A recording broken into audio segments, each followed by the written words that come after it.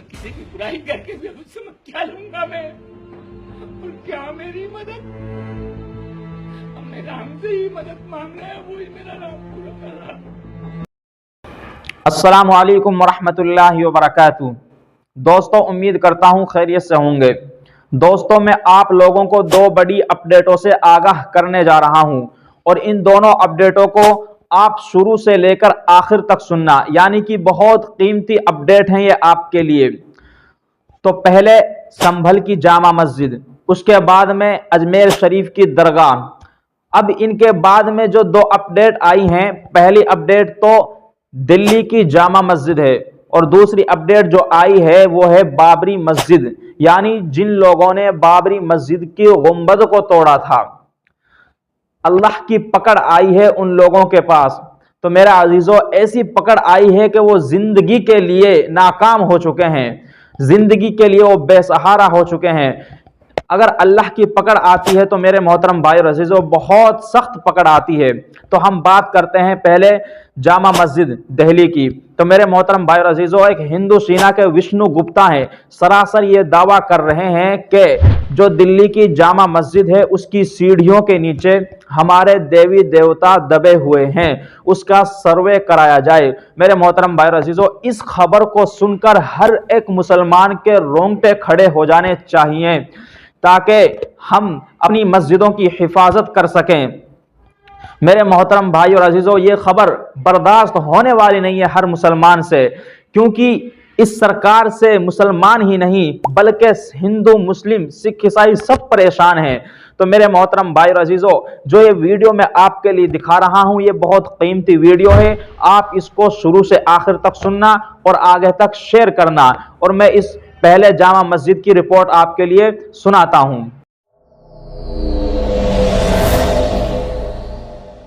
New Delhi, संभल के बाद अब दिल्ली की जामा मस्जिद का भी सर्वे कराने का मुतालबा किया गया है। एएसआई को लिखे खत में हिंदू सेना के एक कारकुन ने दावा किया है कि जामा मस्जिद की सीढ़ियों के नीचे एक मंदिर है, इसलिए उसका सर्वे कराना चाहिए ताकि हकीकत का पता चल सके। उससे पहले संभल में भी ऐसा ही मामला चल रहा था, जहां कुछ दिन पहले शाही जामा मस्जिद में सर्वे को लेकर तशद्दुद हुआ था। हिंदू सेना के कौमी सदर विष्णु गुप्ता ने हिंदुस्तान के मुहक्किमा आसार कदीमा के डायरेक्टर जनरल एएसआई को ख़त लिखकर दिल्ली की जामा मस्जिद के सर्वे का मुतालबा किया है। उन्होंने लिखा है कि औरंगज़ेब ने जोधपुर और उदयपुर के कृष्णा मंदिरों को मुनहदिम कर दिया था, जिनकी बाक़ियात दिल्ली की जामा मस्जिद की सीढ़ियों में मौजूद है। उसका सबूत औरंगज़ेब नामा और औरंगज़ेब पर शाक़ी मुश्ताक खान की लिखी गई किताब माँ असर आलमगीरी में मौजूद है। विष्णु गुप्ता ने एएसआई के डायरेक्टर को लिखे ख़त में कहा कि किताब के मुताबिक 24-25 मई 1689 को खान जहां बहादुर ने मंदिरों को तबाह करने के बाद जोधपुर से वापस लौटा था। औरंगज़ेब की सवानिह उमरी में लिखा है कि जब खान जहां बहादुर ने मंदिरों को गिराया। दोस्तों, आप लोगों ने दिल्ली की जामा मस्जिद की रिपोर्ट तो सुन ली होगी, किस तरह विष्णु गुप्ता सरासर सर्वे का दावा कर रहे हैं कि जामा मस्जिद का सर्वे किया जाए, उसकी सीढ़ियों के नीचे हमारे देवी देवता दबे हुए हैं। मेरे मोहतरम भाई और अजीज़ों, ये दिल्ली की जो जामा मस्जिद है ये हज़ारों साल पहले की जामा मस्जिद है।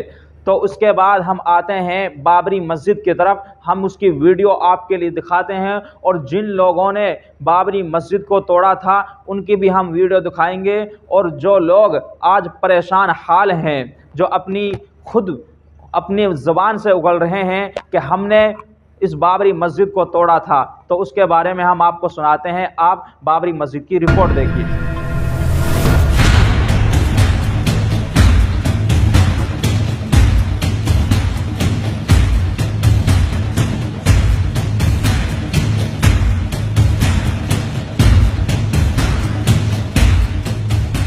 मैं किसी की बुराई करके भी उससे मैं क्या लूंगा मैं, और क्या मेरी मदद, हमने राम से ही मदद मांगना है, वो ही मेरा राम पूरा कर रहा है।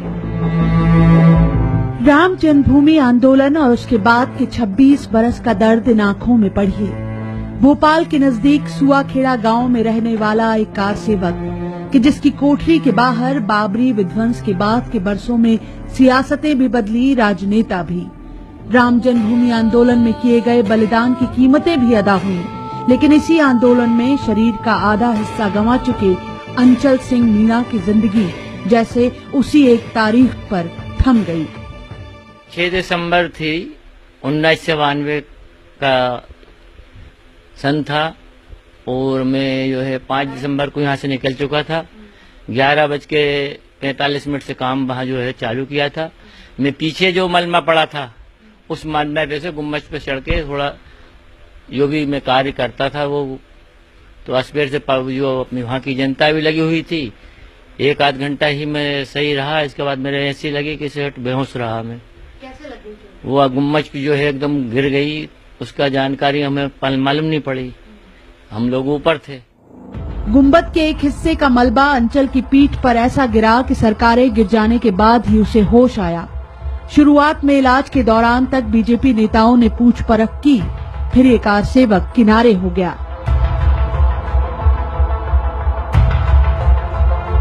अंचल का अफसोस बस इतना कि बलिदान का हासिल क्या हुआ। 30 बरस की उम्र में अपाहिज हुए अंचल ने पिछले 26 साल जमीन पर घिसट कर गुजारे हैं। सिर से लेकर पैर तक जिस्म के हर हिस्से पर जख्म है और दिलो दिमाग पर लगे जख्म तो और भी गहरे। 26 साल देखो, मुझे यही राम ने मुझे जो है भगवान, जिस भगवान के काज से गया था उस राम ने विश्वास से अड़ेग रखा, किसी के आगे हाथ फैलाने का समय ही नहीं दिया मुझे, और मैं जो बना करता रहा है। अभी तुमको घाव बताऊंगी तो आप कहोगे कि ये दशा और कोई देखने नहीं आया, तो मुझे भगवान ही देखता है हर चीज में। अंचल के बलिदान की कीमत उनकी पत्नी पानबाई ने भी चुकाई। 2.5-3 बरस के बच्चों की परवरिश अकेले की, परिवार भी संभाला और पति को भी, सब बस राम भरोसे। अब उनके तो शरीर गए सर, अब दोबारा तो अब आगा नहीं, मेरा जीवन ही बेकार हो गया। अब काय हुई जब जानू मेरे मोड़ मोड़ी अवेर देव जी कुआर आ गए, कभी आज सगाई कर दिए। भगवान तो करेगा पूरा, करेंगे जब तो अपन खाऊंगा, कहाँ से खाऊंगा। जिस जत्थे में अंचल और उन जैसे कार सेवक अयोध्या गए थे, बजरंग दल के उस जत्थे की अगुवाई कर रहे राजेंद्र गुप्ता मंजूर करते हैं कि वो जुनून था और उस जुनून में कईयों को सत्ता मिली और कई साथ और सहानुभूति के लिए भी तरसते रह गए। हमें तो उस समय जुनून था कि बाबर रूपी कलंक मिटाना है, तो हम जैसे कार्यकर्ता और अचल जैसे कार्यकर्ता बगैर सोचे समझे अयोध्या पहुंच गए। जिनका उद्देश्य था कि कलंक मिटाना है वो गुमनाम हो गए।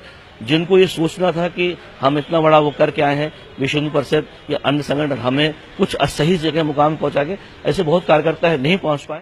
तो जब धर्म संसद के साथ फिर एक बार राम मंदिर देश की राजनीति के केंद्र में आ रहा है, सियासी दल फिर अयोध्या का रुख कर रहे हैं, तब अंचल के दर्द का टीस में बदल जाना लाजमी है कि फिर कोई अंचल सियासत का मोहरा तो नहीं बन रहा। भोपाल से शिफाली, न्यूज़ 18 मध्य प्रदेश। मेरे मोहतरम भाई अजीज़ों, आपने बाबरी मस्जिद की ये वीडियो भी सुन ली होगी और ये रिपोर्ट भी देख ली होगी, किस तरह ये बंदा खुद अपनी ज़ुबान से उगल रहा है कि मैं अपने घर से 5 दिसंबर को निकला था और 6 दिसंबर को मैं बाबरी मस्जिद तक पहुंचा था। तो मैंने हथौड़ा लिया, मैं बाबरी मस्जिद के गुंबद पर चढ़कर हथौड़ा चलाने लगा और उसी दिन से ही मैं बिल्कुल झटक गया, यानी कि मेरा जिस्म काम करना छोड़ गया और मैं 25 साल से इसी चारपाई पर पड़ा हूँ। मैं कोई काम नहीं कर सकता, मैं बिल्कुल नाकाम हो चुका हूँ, मैं बेहाल हो चुका हूँ, मेरा कोई ठिकाना नहीं है। ये खुद अपनी ज़ुबान से उगल रहा है। मेरे मोहतरम भाई और अजीज़ों, जो शख्स अल्लाह के घरों को तोड़ते हैं, अल्लाह के घरों में गुस्ताखी करते हैं, जब अल्लाह की पकड़ आती है तो ऐसी ही पकड़ आती है, इंसान को बर्बाद कर देती है। मेरे मोहतरम भाई और अजीज़ों, यह वीडियो आपको अच्छी लगी हो तो इसमें कमेंट करके बताइए कि ये वीडियो आपको कैसी लगी है और इस वीडियो को आगे तक शेयर ज़रूर करना, हर मुसलमान तक इस वीडियो को शेयर करना। अस्सलामु अलैकुम व रहमतुल्लाहि व बरकातुहू।